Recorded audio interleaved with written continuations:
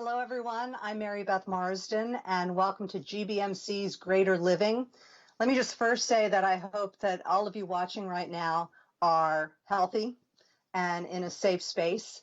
But if you're not for some reason, and it has to do with your living situation and what you may be facing, we are here for the next hour to hopefully help you.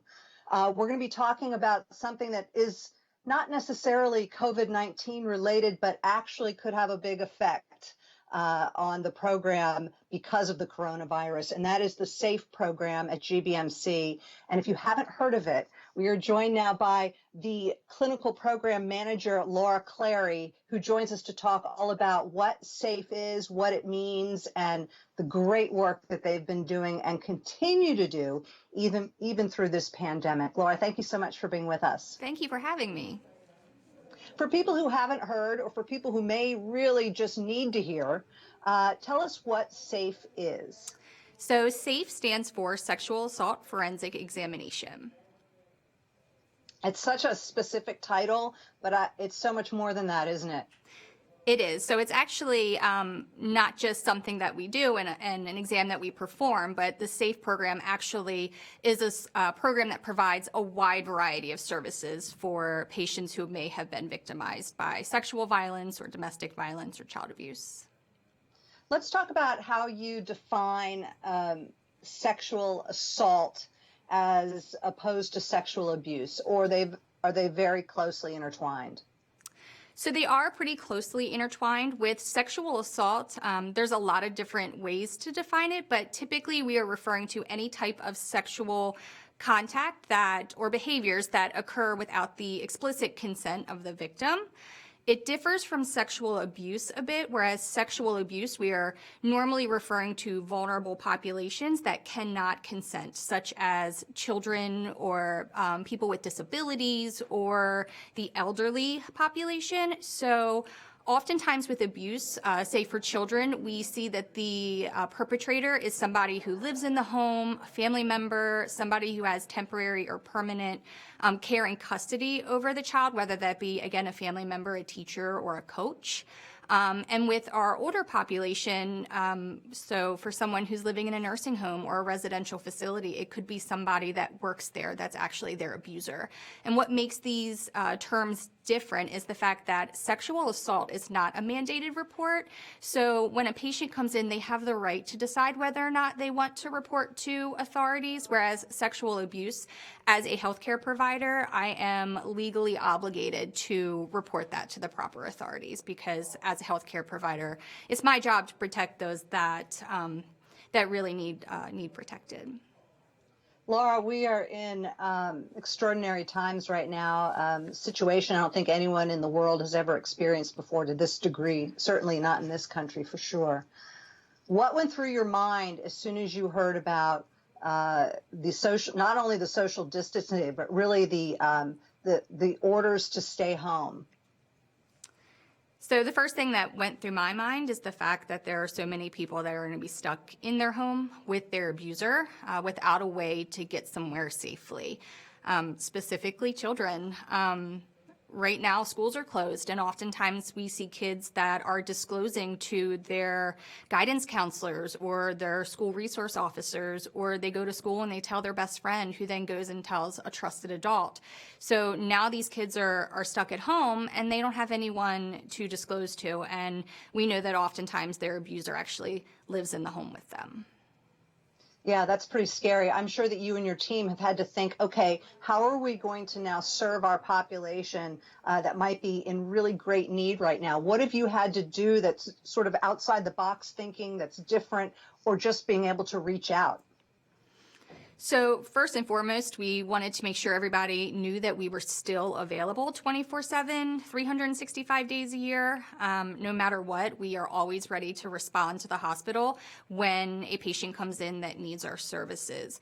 We have kind of modified our workflow a bit so that patients can bypass the emergency room, because right now the emergency room can be a very scary place for someone to come into because of everyone being afraid of being exposed to the virus. So our goal is to keep healthy people call out of the emergency department. So we've altered our workflow a bit, working very closely with our partners in law enforcement to ensure that when we have advance notice, they can bring victims directly to our unit. We can do a pre-screening over the phone, and then we can provide all of their care in our private unit, again, separate from the ER. And then we can call over to the ER and do a telehealth medical screening with a medical provider when needed. When did you realize that people would be frightened to come into the ER? Did you just start to see a drop off? It wasn't necessarily that we saw a drop off, but it's when we started seeing the tents going up outside the ER, which can be very scary to somebody who's not used to seeing that, which is all of us. Even us working in healthcare, it can look very scary. So we know that if it's something weird for us to see and we work in this field, then it's definitely scary for someone who has never seen anything like this before. So for right now, for you guys and for your patients, the telephone is a lifeline. It is.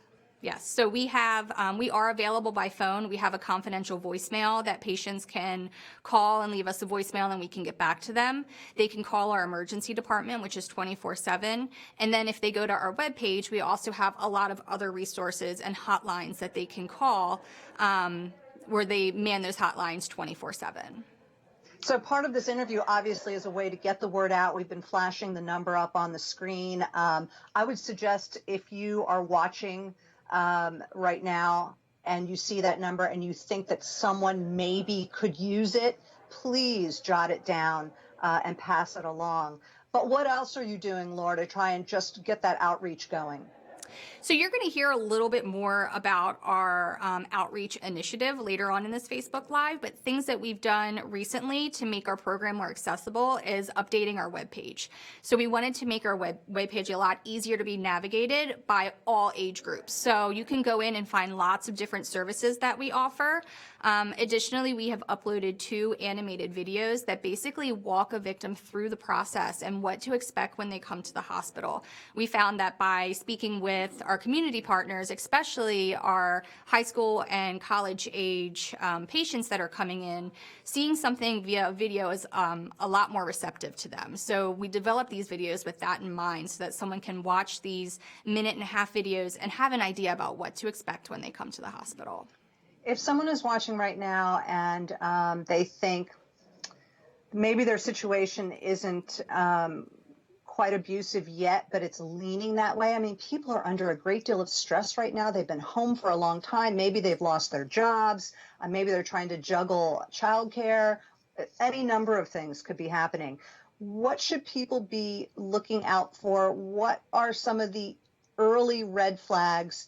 And what should they do if they haven't quite picked up the phone yet, but they're scared?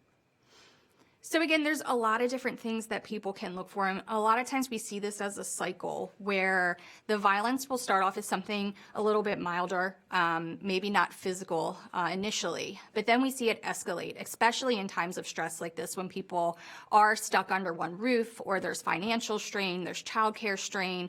All of that puts additional stress on the family as a whole.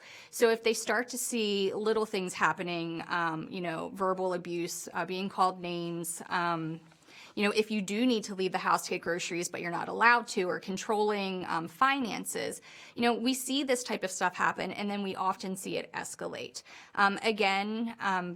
You have to everybody is an individual. You have to decide what's the safest route for them. So whether it be going online and finding a resource that you can reach out to via the computer or a hotline that you can call, or again, just phoning in to our program just to ask questions to get support or to speak with an advocate, we're here for you. I was thinking about the children. Obviously, it's hard for them to reach out and get help. And oftentimes it's a school teacher who notices something is amiss. Those teachers right now are not able to see those kids. It's killing them. I know it is. But if you were to talk to teachers right now who might be watching, who've been doing the online classes, who've been trying to reach out to the students in their classroom, I mean, is there something that they should be looking out for, or is there a way that these teachers can use certain language to check in with maybe a child they feel might be at risk? So I would say if you notice that a child is not participating in the online learning, or you notice things that maybe are off during the online learning, if you notice that there's maybe a change in their personality, we partner very closely with Maryland Center for School Safety, who has a confidential tip line that is available to be called in 24/7. So you can actually, the teacher can call in that tip line if they have any kind of concern, or if a family member has a concern, or a friend or another student even in on that chat has a concern. They can go to that tip line, make that anonymous report, so that people, it puts it on their radar and they can look into it. And you can also find that tip line information on our webpage. Who are the people at the other end of the line? So Maryland Center for School Safety their line is manned 24/7. A lot of the people that man the line have law enforcement background. Okay.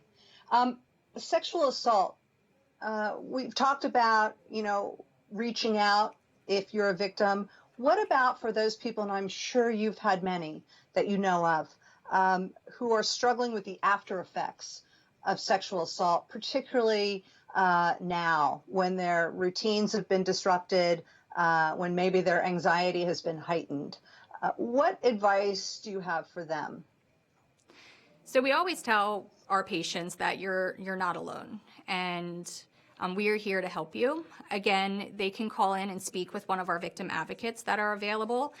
If they don't get a victim advocate on the line immediately, they can leave a confidential voicemail, and we will check that voicemail a couple times a day and can leave a safe phone number, and we can call them back to speak with them. Our advocacy partners within the community, Turnaround for One, who's one of our closest partners, they are also still available, and their information is available on our webpage as well. So we will help to connect that patient with Turnaround, who can assist in more long-term counseling that patient might be needing. Laura, I don't want to put you on the spot, and I don't know if you have the numbers in front of you, but I know SAFE has been around for a while. Can you just talk about what the statistics are when it comes to abuse and sexual assault, at least in this area? So the statistics kind of vary depending on where you're looking, but according to RAINN, which is a national organization, statistics show that every 73 seconds, someone in America is sexually assaulted. So we do find that women are victimized at a much higher rate, with about 1 in 6 women being a victim of sexual violence at some point in their lifetime. But men can also be victims as well. And I feel like there is still a stigma surrounding male sexual assault, that men can't be raped, and that we just know that that's not true. Oftentimes men don't come forward, or they delay coming forward, so we may not be capturing them in our numbers. So our goal at GBMC Safe is to really create an inclusive environment for anybody that is seeking treatment. So we know that these crimes don't discriminate based on race or gender or age, and we want all of our patients to know that they're safe and they're welcomed here in our program. And that's so important, because I would think that if you're a victim, the forensic side of things, and maybe even the legal side of things, is very frightening to go through. And you're the first line, you're the first people they see who are really going to try and figure out exactly what happened or gather evidence. How has that changed over the years? How has the sensitivity surrounding that changed? How has the chain of evidence become tighter and better? Can you talk about that a little bit? Sure. So over the years, I feel like with the amount of outreach that we've done, our numbers have actually quadrupled at GBMC. So we're seeing a lot more people coming forward. Our program is staffed 24/7 with certified forensic nurse examiners that are all trained to care for both pediatric victims as well as adult victims of sexual violence. So when someone has been a victim, if it's within the time frame, which we typically say is around 5 to 7 days, when they come in, we can actually perform the evidentiary collection, where we collect evidence from their body, we take photographs of any injuries that we see, and then we write up an extensive report. And all of this goes along with the super important medical treatment that we're also providing, and giving medications to prevent against sexually transmitted infection and pregnancy prophylaxis. We do tell patients that while you do have 5 days to come in for this exam, we recommend coming in sooner than later, because everything that you do can potentially disrupt evidence that may be on your body that we want to collect. So the sooner you get to us, the better. But we will see patients up to 5 days post-assault. You know, it's interesting when you talk about the numbers quadrupling, and normally this would not be good news, but to you, it's actually the one positive that you can take away is that maybe more people are coming forward because probably the abuse and the sexual assault has always been there. Right. We do think that it's just more people knowing about the services that we're offering and the fact that we've expanded our services over the years. So we didn't always care for children. So that's a population that we saw that we were missing in our community. So we decided to expand the services that we provided so that we could accommodate children under the age of 12 as well. So now we're getting those victims in as well as our older patients, our domestic violence patients, and now expanding to our human trafficking patients as well. So I think it's pretty certain that COVID-19 is going to change our lives in ways that maybe we haven't even realized yet. And I'm just wondering from your perspective and from your career, what you think is going to happen. I know I'm asking you to make a prediction, but maybe what you fear is going to happen, or do you think that you'll have an influx after the stay-at-home orders have been lifted, or just how do you think this is going to change things? I think what you said is correct. I think we're going to see a gigantic influx of patients once schools open back up, once colleges open back up and restaurants open back up. I do feel like we're going to see an influx in patients, but we're prepared for that. And again, we're always going to be here for whenever anyone needs us. And we always have the nurses and advocates ready for them. Well, thank you for that confidence, and thank you for what you're doing during this time, because you're putting yourself out there too, and it is most appreciated. You had the good fortune of hanging out with my colleague Don Scott for a little while, I know, and this was pre-COVID-19, pre-coronavirus, I guess early February at some point, before social distancing became a thing, and you gave him a tour of the SAFE unit, right? Yes, our brand new SAFE unit.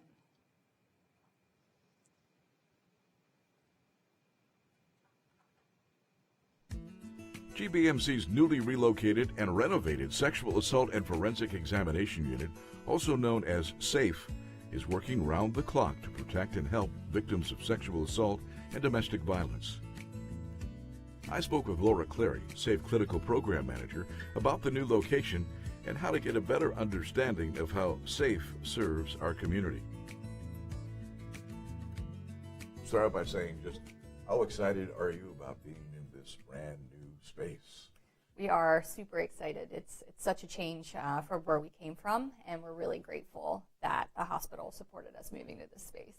And due to the sensitive nature of what you do, right, having somebody wait cannot be a good thing. Right, exactly. So, our goal is to get in and care for these patients as quick as possible. So to be able to eliminate that time lag from that one patient checking in to the next and be able to accommodate them both is really important, and it makes a big difference to the patient as well. It seems like a long walk for somebody who's in crisis. It's a very private walk, so we walk them down the back hallway, so you're not walking out in the middle of the main hospital. So it is a private walk, but again, it's not much further than where we were previously located. So they get here, you put them in a room, what happens next? So the unit is built to accommodate having not just the patient in mind, but also their family and anyone who comes with them. So we have a private waiting area. It's a child-friendly waiting area, so we have different activities for if someone comes in and they have a child with them. We have our private examination room, so while the nurse is caring for the patient, their family can be still close by providing support. We also have a nourishment station with refreshments and coffee machine and snacks and anything that can, again, just the little things that sometimes we take for granted that can mean so much to somebody when they went through something so scary. And I guess I don't need to get too detailed, but what happens in the examination rooms? So we do what's called medical forensic examination. So when you're caring for patients who have been a victim of sexual violence or domestic violence, basically what we do is, again, making sure that everything is okay, addressing any kind of medical need they would have, photographing any kind of injuries like lacerations or bruises, addressing any issues like strangulation, and then collecting evidence, biological evidence from their body. And then we write up a report and we treat any kind of medical need they would have. So we can give antibiotics or pregnancy prophylaxis, prior to discharging them. So we're kind of a one-stop shop rather than making that child leave here and their family take them to yet another place where they would have to speak with someone. And at what cost to the patient or the victim, if I can use that word? So this is a 100% free and confidential service. So all of our forensic nursing and advocacy services, our child life services, and social work services related to this are completely free. So none of our patients receive a bill for the services that we provide in this unit. It's a incredibly rewarding field to work in. I will say I could not do this work without the tremendous work of my team that works alongside me. So I have an incredible group of forensic nurses and an amazing group of super compassionate victim advocates that cover the schedule 24 hours a day, 7 days a week, 365 days a year. We are always ready to respond when someone needs us. It takes a special person to be able to work with children during these tough times. To explain further her role, certified child life specialist Jennifer Seiler shares how she does it. Child life specialist. Yeah. What is it? What do you do? So we help to prepare kids for the hospital experience, and in particular for SAFE exams. We help them feel prepared for what's going to be happening during the exam, what's going to be touching their body, who's going to be in the room. Traumatic things have happened which led them here. So we want to make sure that they know everyone here are safe people. So we're preparing for the entire experience. And you go through a picture book? Yeah, so what we do prior to their exam, depending on the age of the child, we use teaching dolls. This is a blank cloth doll or a hospital buddy, and what we do is we take them through the entire exam so they feel prepared, so they know what's going to happen. So a lot of times with kids, we'll allow them to use these little Q-tips, let them touch the doll's head, touch their feet, their hand. It's going to be a dry one, maybe a wet one. They can practice on their skin so they kind of had that role reversal so they can play nurse, they can feel prepared. We can develop coping strategies, what's going to work during the exam. So maybe they're watching a video, maybe they're doing an I Spy book, blowing bubbles to help calm their body down. So they are just feeling prepared for what's going to happen. And then we also will take pictures ahead of time for kiddos that want to see the space prior to walking in. They'll see pictures of the exam room, the table, the kits that they're going to see, so it allows them to ask questions prior to the exam happening. Great idea. During the exam, it's always nice to have something to kind of cuddle or hold or fiddle in your hands, so you get a nice little stuffed animal and the bed is moving. Look how fun that is. It's like a little spaceship. As unfortunate as it is, we can all agree we're more than fortunate to have such an amazing team of people who do what they do best, taking care of others in extremely tough situations. For GBMC's Greater Living, I'm Don Scott. Don Scott giving us a real inside view of the new SAFE unit at GBMC, obviously pre-coronavirus, otherwise they would have done that whole video with masks on at the very least and standing 6 feet apart. I'm glad they didn't have to do that though, because we got a better sense of the warmth and the camaraderie and the services that are provided there. And maybe somebody watching will be a little less frightened to give a call if they need help. Joining us now is Ashley Mackery. She is also a forensic nurse. Thanks for being with us, Ashley. Thank you for having me. Yes, of course. And you, the subject that you really focus on through SAFE is human trafficking. Looking at the signs, the symptoms, also coming up with resources for people who need help. I think this is such a tough issue still. I remember being in the news. This was always sort of in the news. You saw documentaries about it. People still in this area in Maryland, in the Baltimore region, had a sense that it wasn't happening here when in fact it was, and I'm gathering still is. Is that right? Yes, that's true. So tell us about how you define human trafficking. Sure. So a lot of myths are associated with human trafficking, such as a woman is kidnapped and held against her will. She's chained up. Maybe she is transported across some kind of border, maybe a state border or national border. Other myths include that human trafficking in the United States typically consists of foreign nationals. So maybe someone from overseas coming here to be forced into the sex industry. And human trafficking is not very black and white. And what we see in the movies and in television typically are not how we are actually seeing human trafficking victims here in the United States and in Maryland. So research shows that the majority of human trafficking victims know their trafficker. So these are not strangers that are kidnapping women off the streets. Also, the myth that only women and girls are trafficked is also false. So like Laura talked about with sexual assaults, this can happen to anyone. It can happen to men and women.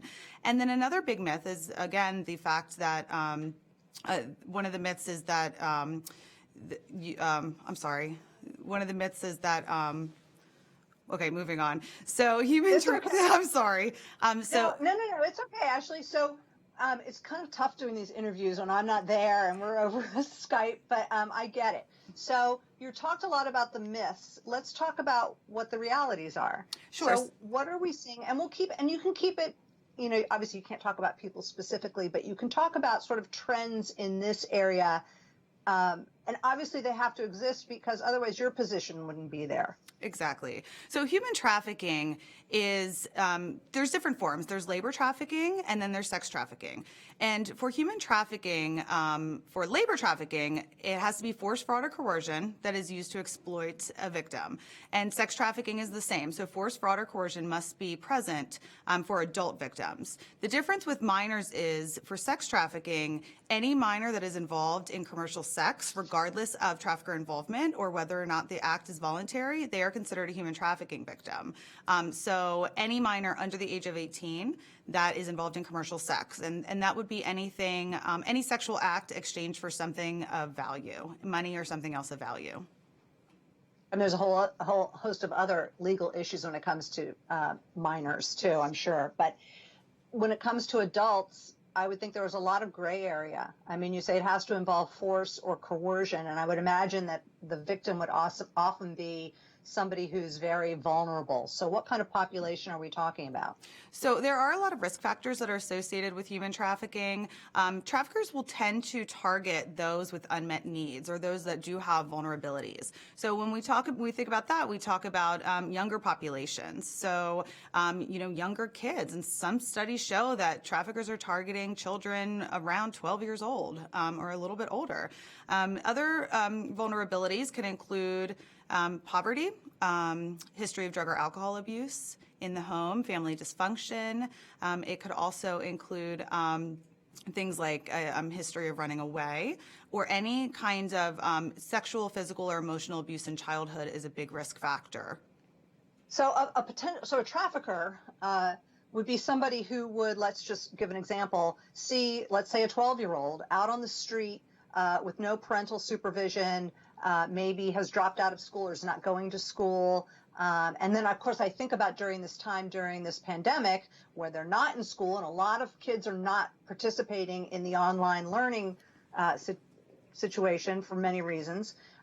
So the trafficker would come in and capitalize on that vulnerability and entice them. They're not necessarily physically grabbed and thrown into the back of a truck. They're enticed to do something, and then they feel beholden and they can't get out of it. Is that right? Like sort of a net. Exactly. And it's same with child physical and or child sexual abuse. There's a grooming process. So the traffickers will spend a lot of time getting that victim to trust them before they begin their traumatization. So is this just the same thing as kind of like what you would say a pimp and a prostitute would be? I mean, is it now just become human trafficking? Exactly. So prostitution, although prostitution not always is considered human trafficking, but if there is a pimp or a trafficker that is exerting any kind of force, fraud, or coercion, then that is considered human trafficking, and that is not prostitution.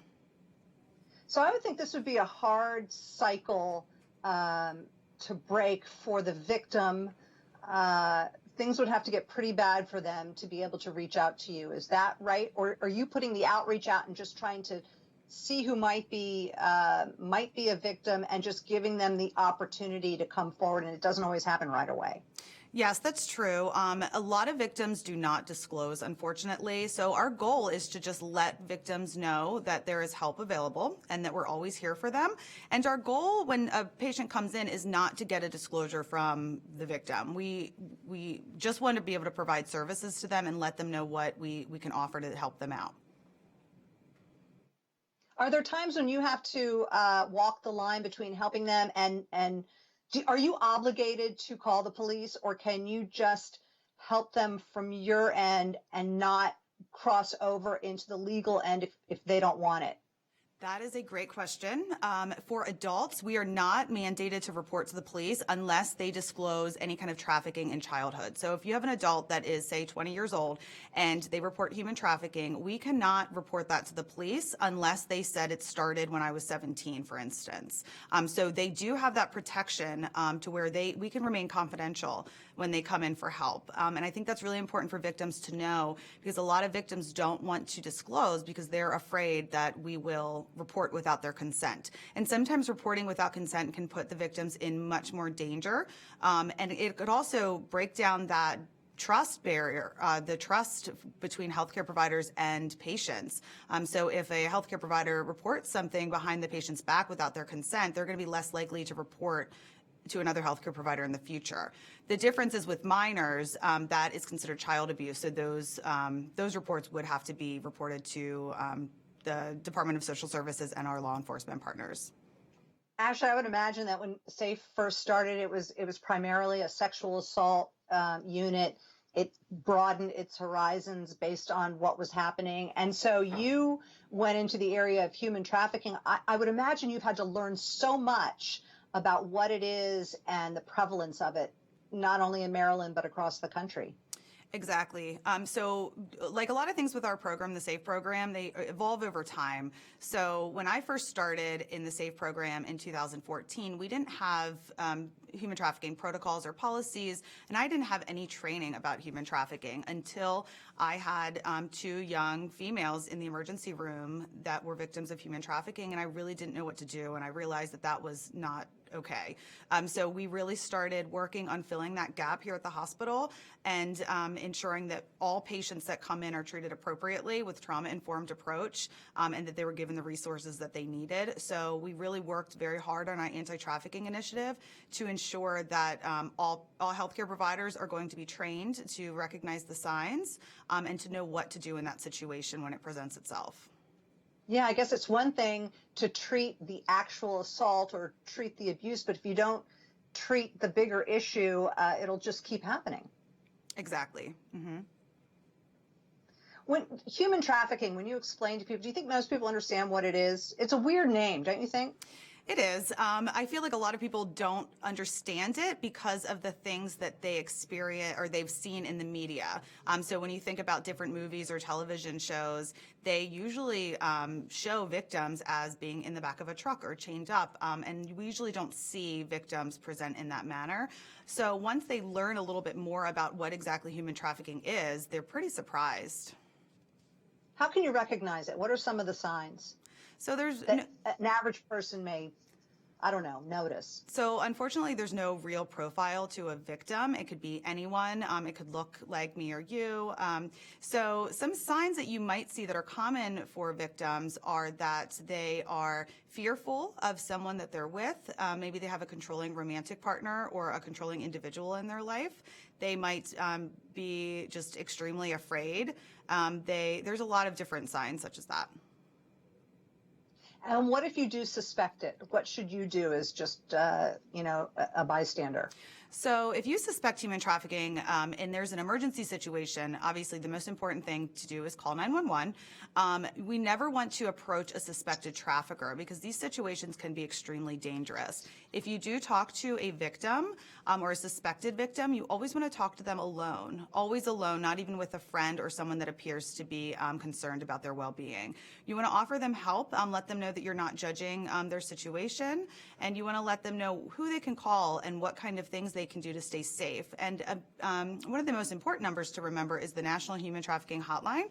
That number is 888-3737-888, and that is available 24/7.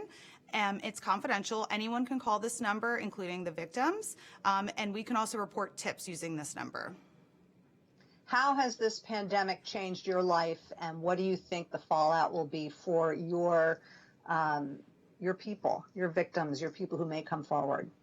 So unfortunately, I feel that this pandemic has put victims at a huge disadvantage. There's a lot more vulnerabilities, especially with the economic crisis that we're having. People aren't able to go to their jobs and make money and care for their families. Some people are not able to pay their rent.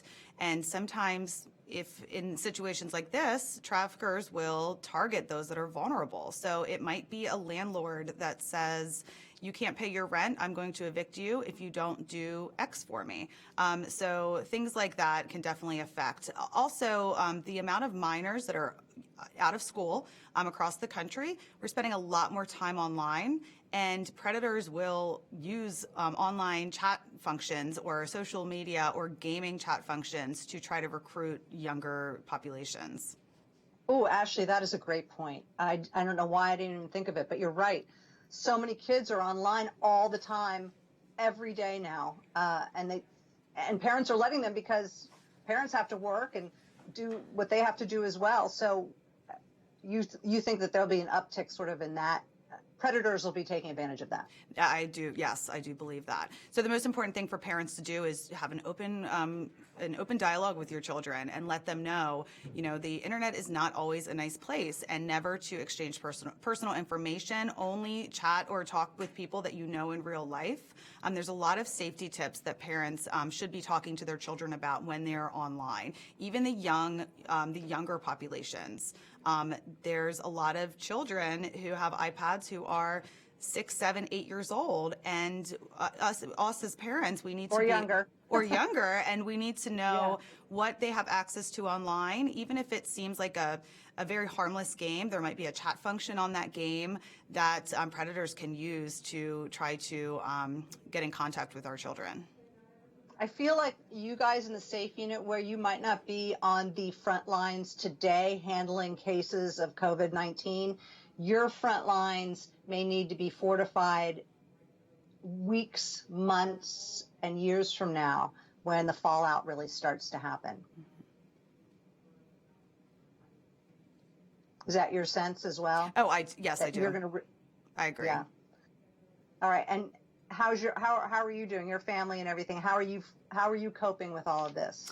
We are doing well, thank you. I hope the same for yours.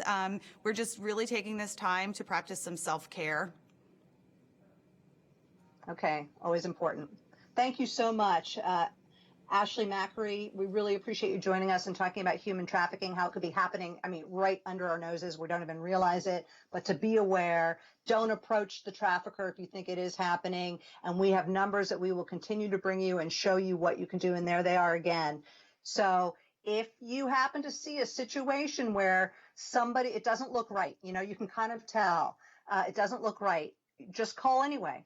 It can't hurt. And the number is right there on your screen. It is the National Human Trafficking Hotline, 1-888-373-7888. Again, that is staffed 24/7. And it's not only someone who may see a situation, but it can also be for a victim. A victim can call SAFE. I think anytime you reach out, someone's going to put you in touch with the person who's going to help you best. And there is also the SAFE number. We want to make sure we get that number out. 443-849-3323. Again, that is staffed 24/7. And the emergency department has a phone number. A lot of people who are victims of sexual assault or sexual abuse will go to the emergency department, except during this time.